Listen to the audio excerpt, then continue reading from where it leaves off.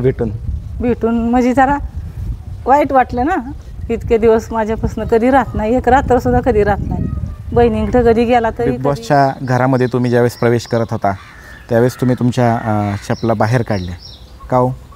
आता ते पण महाराष्ट्रातल्या जनतेला एवढंच आव्हान करेन, आता फक्त 12 वाजेपर्यंतच वोटिंग चालू आहे, सर्वांनी भरभरून त्याला वोट करा, अशीच साथ द्या. आजपर्यंत एवढी साथ दिली तुम्ही, त्याच्यामुळे तो इथपर्यंत पोचलाय. अजून त्याला 12 वाजेपर्यंत भरपूर वोट करा एवढीच. नमस्ते मित्रांनो, मी आपल्या सगळ्यांचा पत्रकार मित्र तुषार धुमाळ आणि माझ्या चॅनलवर आपल्या सगळ्यांचं स्वागत आहे. मी आलेलो आहे बारामती तालुक्यातील मोडवे गावामध्ये. मित्रांनो, आपल्या सगळ्यांचा आवडता लाडका सूरज चव्हाण याच्या गावामध्ये काल आपण बिग बॉस मराठीचा एपिसोड पाहिलाच असेल. काल सूरजची बहीण आणि आत्या यांनी सूरजची भेट घेतली. त्यांना भेटून कसं वाटतंय हे सगळं आपण जाणून घेऊयात या मुलाखतीच्या माध्यमातून. मित्रांनो, आपल्यासमोर येत आहेत सूरज चव्हाण यांच्या आत्या कल्पना आत्या आहेत. आत्या नमस्ते. नमस्ते. काय कसं वाटतंय बिग बॉस मराठीच्या तुम्ही घरामध्ये जाऊन आला, कसं आहे घर लय भारी आहे. हां, लय मस्त वाटतंय. मस्त वाटतंय. आतमध्ये गेल्यानंतर सगळ्यात पहिल्यांदा कोणाला भेटला? सगळ्यात पहिल्यांदा माझ्या बाळाला भेटली मी, सूरज चव्हाणला. बरं. कसं वाटलं भेटून म्हणजे जरा वाईट वाटलं ना, इतके दिवस माझ्यापासून कधी राहत नाही, एक रात्र सुद्धा कधी राहत नाही. बहिणीकडे कधी गेला तरी कधी राहत नाही. आई आत्या मी येणार आहे, मला न्यायला ये. बाळा गेलाय तू एक दिवस तरी बहिणीजवळ राहा. आत्या मला करमत नाही कुठं, बरी आहे बाबा बाळा, मी अशी त्याला म्हणते. म्हणून मला त्याला बघून इतका जी आनंद झाला आणि माझा गळा भरून आला. सगळं भावनिक वातावरण झालं. इतक्या दिवस पहिल्यांदाच बाहेर राहिला का? इतके दिवस पहिल्यांदाच राहिला बाहेर. आई मुंबईला कधी गेला होता का? मुंबईला कधीच गेला नव्हता. इथं निरा माहीत नव्हती कधी त्यांना. आता म्हणजे स्टार्टलाच मुंबईला पहिल्यांदा त्या ह्याच्या टायमाला, आपलं ती मिटिंगच्या टायमाला, आणि आत्ता गेला फक्त. आणि तुम्ही मुंबईला कधी गेला होता? आम्ही पण त्याच्यामुळेच आज मुंबईला गेलो नाही तर आम्हाला तरी कुठली मुंबई. पहिल्यांदाच मुंबईला गेला? पहिल्यांदाच मुंबईला. मित्रांनो, सूरजच्या आत्या आहेत, त्या सुद्धा पहिल्यांदाच मुंबईला गेल्या होत्या. काय पाहिलं मुंबईमध्ये? काय आम्हाला काय नाही पाहिलं, आपलं बिग बॉसच पाहायला मिळलं फक्त. घर पाहिलं फक्त. गाडीतनं प्रवासच खाली उतरून दिलं नाही आम्हाला त्यांनी. बरं. डायरेक्ट डायरेक्टच भेटलो जाऊन. बरं. डोळं बांधून नेलं आम्हाला, डोळं बांधूनच आणलं. म्हणजे घरामध्ये हा, बाहेर आतमध्ये गेल्यानंतर सूरजला भेटल्यानंतर काय बोलला तुमच्याशी? मला आल्या पाया पडला. मला म्हणला बरी आहे का आत्या तू? मी म्हणलं बाळा तू मला कसा सोडून राहिला? ती म्हणला, तो पण मला म्हणला आत्या तुला करमलं का माझ्याशिवाय? तुम्ही म्हणलं नाही बाळा करमलं, मला ध्यान व्हायचं तुझं सारखं, इकडून येतोय का तिकडून येतोय का असं वाटायचं, भास व्हायचा म्हणलं मला. आणि ते मग रडायला लागला गळ्यात पडून माझ्या. मला पण म्हणजे रडू आवराना अजिबात. मग मला म्हणला चल तिकडं तुला मला संडासला, म्हणजे इथं तुला बाथरूम धावतो, संडास धावतो. मी म्हणलं बाळा तुला इथं गुगडा येत? हा. मला काय कळत नव्हतं आत्या. मग सगळं धावलं आम्हाला. मग निकिताईने सगळ्यांना चहा पाणी केला. घरातली माणसं पण खूप चांगली आहे त्याच्याबद्दल.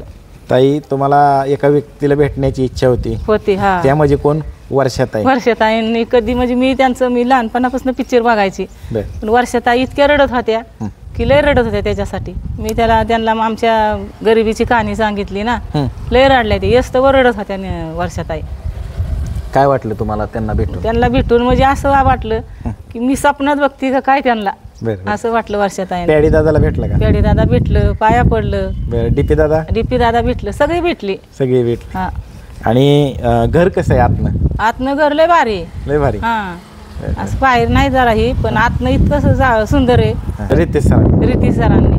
घरात गेल्यानंतर सगळ्यात जास्त मिस कोणाला केलं? घरात गेल्या मिस ऋतिक सर साहेबांना केलं. होय. हा. भेटलेच नाहीत. आम्ही त्यांचीच वाट बघत होतो की आम्हाला कोणतरी म्हणलं की त्यांची ती बाहेरच्या देशात गेल्या, तिकडे शूटिंग चालली आहे. मग म्हणलं चला आता काय परत भेटायला वाटेल का? परत भेटू वाटतंय त्यांना.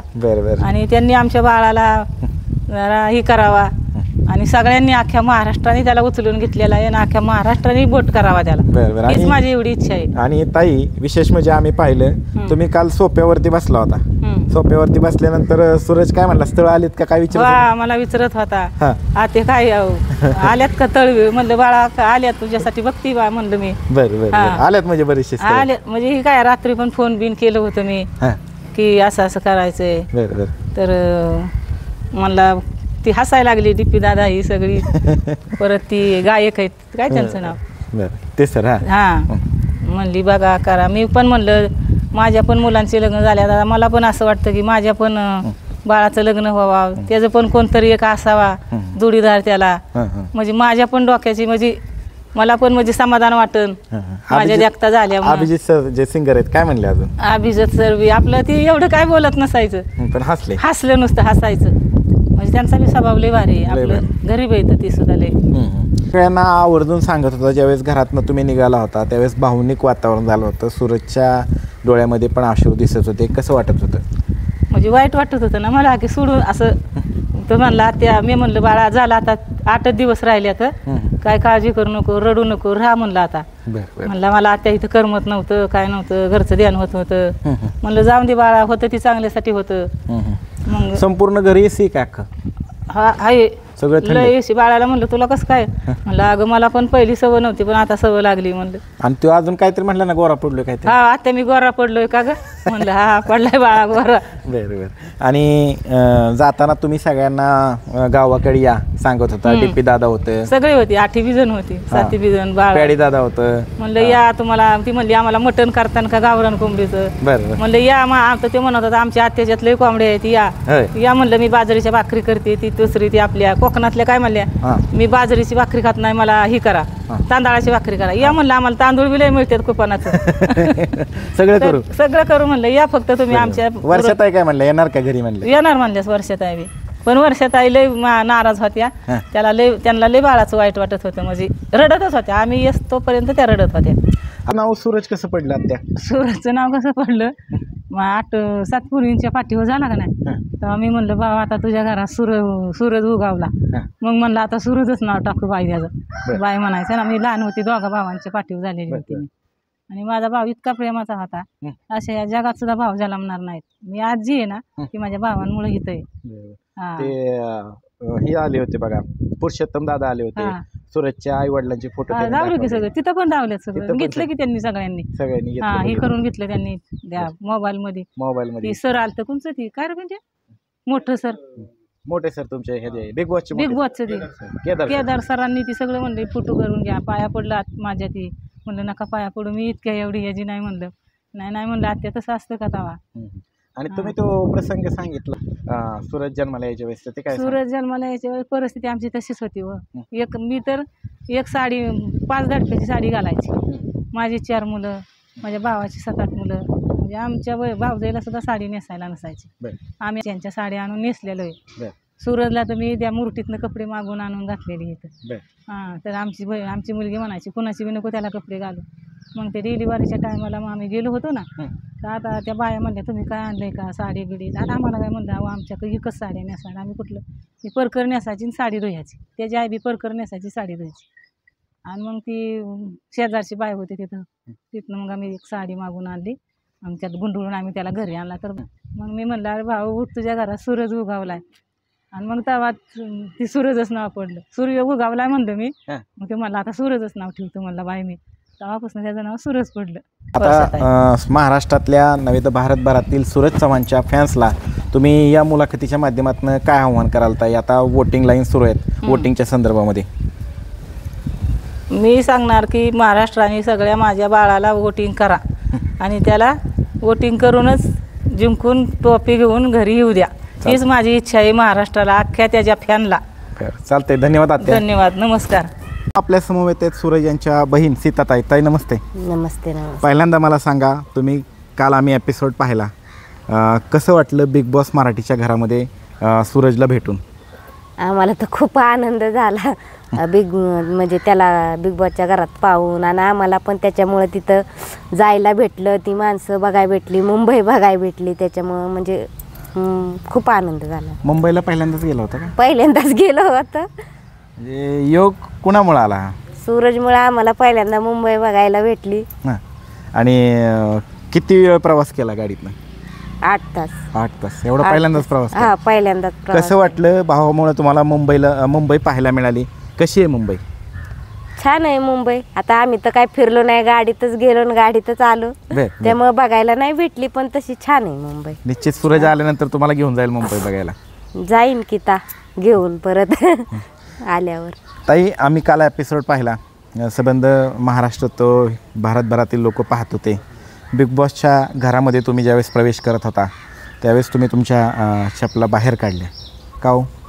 आता ते पण एक घरच आहे ना, आपलं पण एक घरच आहे. म्हणलं आपण घरी चप्पल काढतो म्हणल्या तिथं नाही का काढणार आपण चप्पल बाहेर. आपल्याला ते सवयीच आहे की घराच्या बाहेर चप्पल काढायची, आतमध्ये चप्पल घेऊन वावरायचं नाही.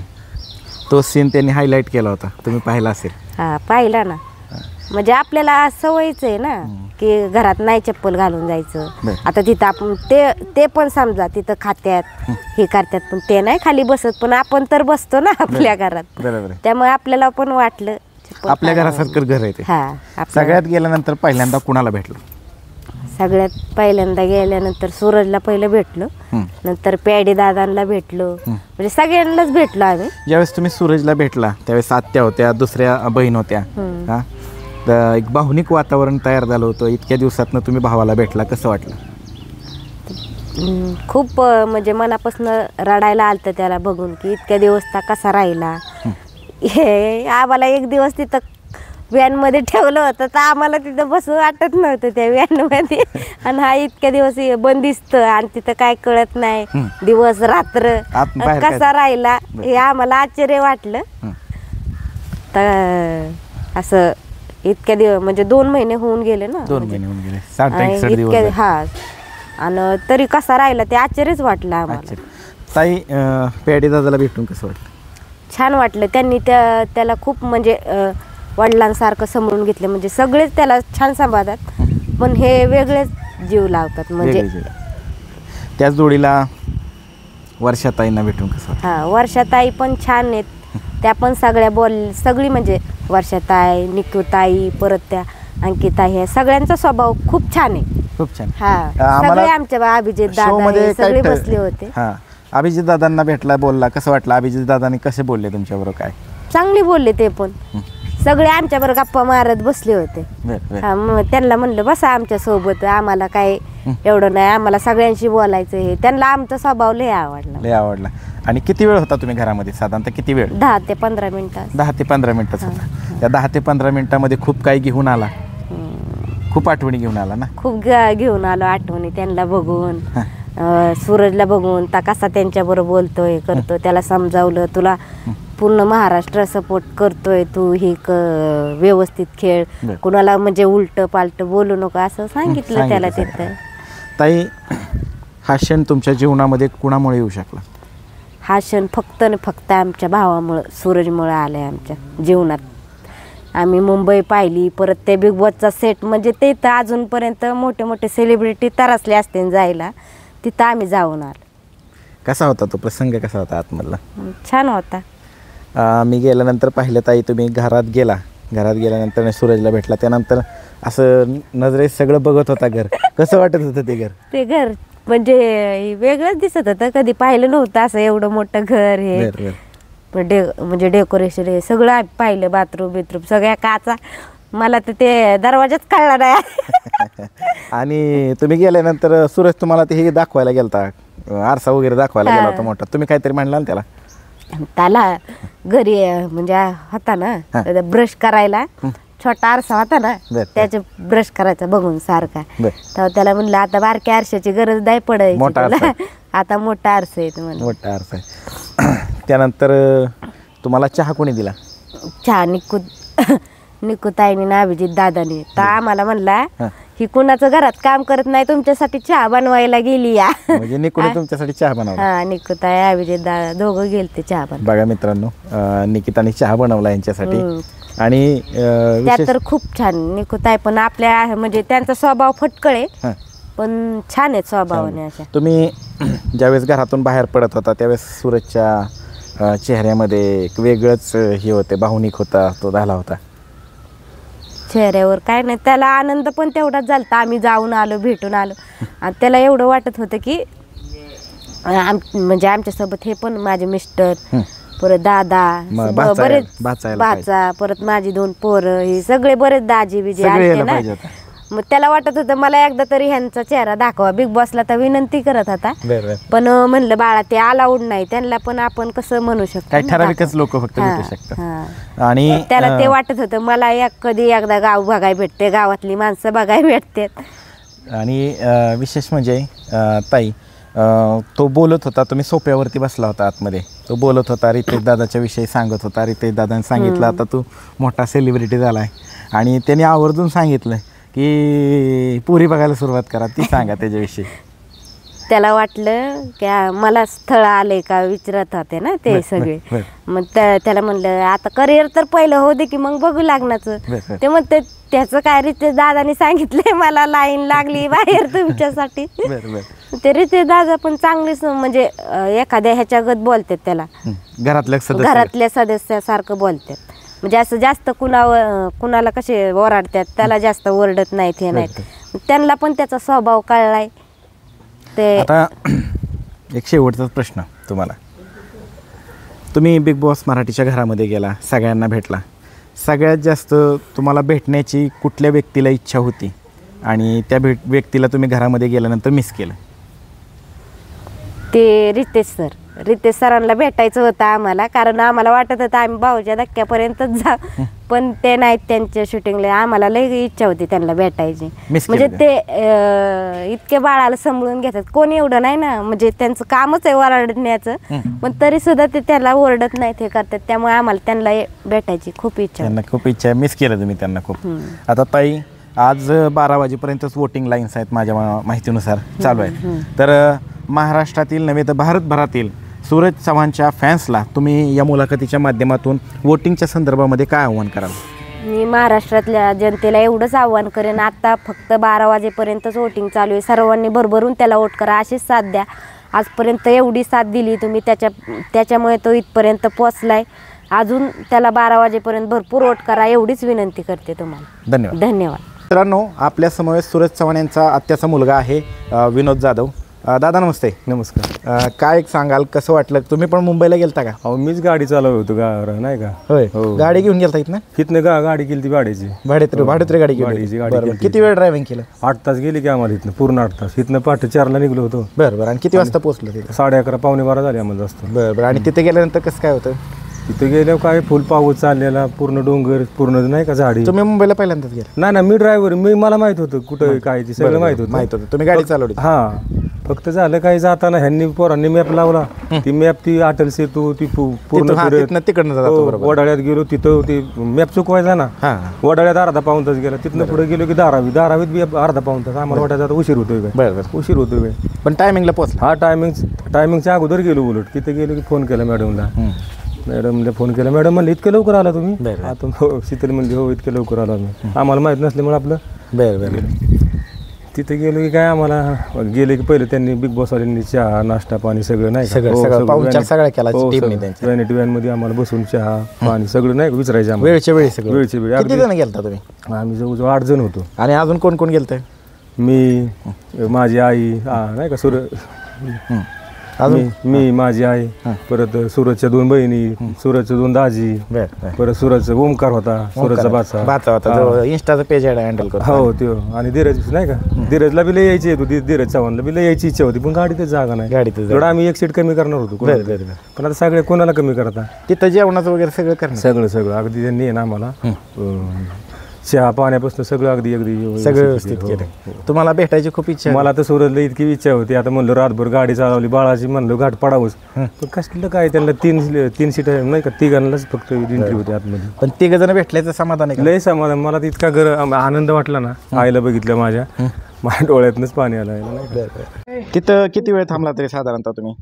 तिथं आम्हाला अख्खा दिवसच गेला. तिथं सगळे आले होते, ते आपले निकिताचे वडील हे आम्हाला बाहेर भेटले, निकिता आई वडील भेटले ना आम्हाला. व्हॅनिटी व्हॅन मध्येच होते शेजारी. काय म्हणले ते आम्हाला विचारायचे तुम्ही कुठून आले, आम्ही सांगायचो सूरजच्या नाही का गावाहून आलो. पण आम्ही ओळखायचो कोण आहे कोण नाही, असा अंदाजा ओळखायचो. मग नंतर झाली का ओळख? सगळं ओळख. हो, त्यांनी मग आम्हाला विचारलं मुरटीहून आला कसं. आम्ही सांगितलं कुठलं गाव तुमचं बारामती, आम्ही सांगितलं मुरटी मोडवे. बरोबर. आता काय करता? कोण? तुम्ही? आता काय आमचं आपलं ही काहीच गाईचा ह्याचा व्यवसाय. गायचं मला तर इतका त्रास झाला, रातभर इथनं गाडी चालवली, बर तिथं दिवसभर झोप नाही, परत येताना तिथनं 12 वाजता निघलो. बर मला तर त्या गाठात आले की परत ट्रॅफिक हा. लागल्यावर म्हणलं अवघडच झालं, आता केव्हा जायचं म्हणलं. तिथनं कसं तरी वर आलो की मला झोप यायला लागली. कधी प्रवास आता कंटिन्यू, आता मी बी म्हणजे ड्रायव्हिंग घरी आता शेतीची कामं मी बी कमी केली. बर सोमाटनं फाट्याची तिथं आल्यावर टोल नाका पास केला की मला झोपच आवराना. बर कशी तरी गाडी पुण्याच्या पुढे थोडी बाहेर काढली हा. की ओंकार गाडी चालवतो. बर. ओंकारला म्हणलं बाळा आता घे, आता म्हणलं दमादमाने गाडी. बर. आई माझी पण पूर्ण रात्रभर जागी. जर गाडी तिला भीती म्हणजे कसं, ह्याला झोप लागली, बाहेर बारकी पोरं होती ना शीतलची दोन. पहिल्यांदाच एवढी गाडी चालू. नाही मी चालवतो कंटिन्यू, पण आता एवढ्यात वर्ष 1.5 वर्ष झालं कमी केले जरा. हा हा. आणि मग बाकी अजून आणि आईची कृपा आहेच आपल्यावर. मग सारखं देवीचं आम्ही नाव घ्यायचो, आई बाबा जाऊन दे व्यवस्थित, बारकी पोरं येत नाही का. पण काय नाही अडचण आली. ओंकारने मग गाडी चालवली. 8 वाजता आलो आम्ही सकाळी. बरं बरं. आणि आईला टीव्ही मध्ये बघून कसं वाटलं? लय आनंद झाला. आईला, शीतलला, परत सविताला बघितलं ना ते. दोन्ही बहिणी. हो लय आनंद झाला. आम्हाला तर लय इच्छा होती आम्हाला बी घ्यावं. बरं बरं सूरजला ह्यांनी सांगितलं वाटतं आतमध्ये की दाजी आले, दाजी नाही का.